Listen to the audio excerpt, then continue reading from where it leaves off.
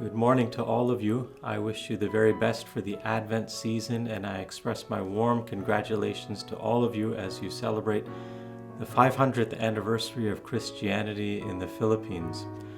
You know, in these final days of Advent as we prepare for Christmas, I often think of Advent as a bit of a misunderstood season. And what I mean is that we often think of Advent as this time to prepare for Christmas, a time to celebrate the first coming of Jesus, the birth of our Savior. And of course, that's an important point of Advent.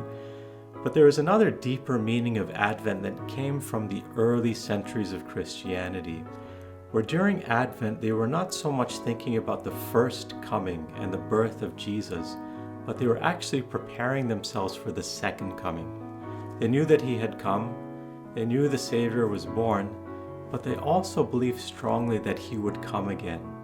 And this is something we all as Christians now believe in. He will come again in glory to judge the living and the dead.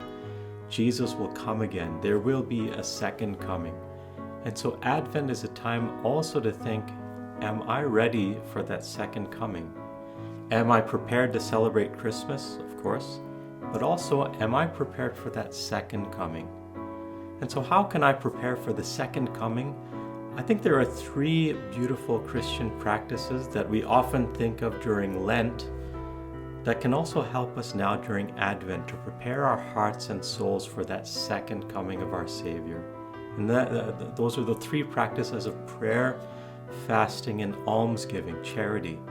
Like I said, we often think of those during Lent, but these are important practices also for Advent. And so Advent can be a great time of prayer, to spend a little bit of extra time in silent prayer, to prepare my heart to speak with God.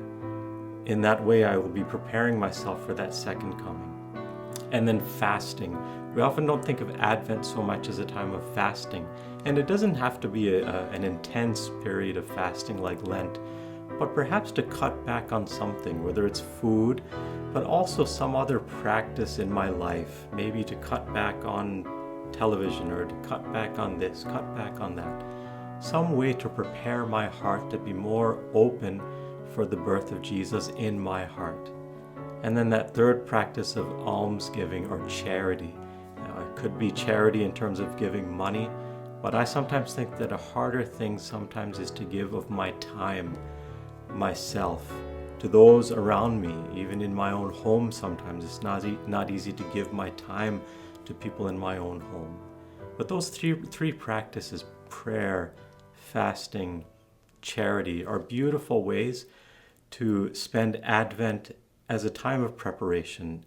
That way we will not only be ready for the celebration of Christmas, but as Christians from the beginning of time have been doing, we ourselves will be preparing our hearts for that second coming.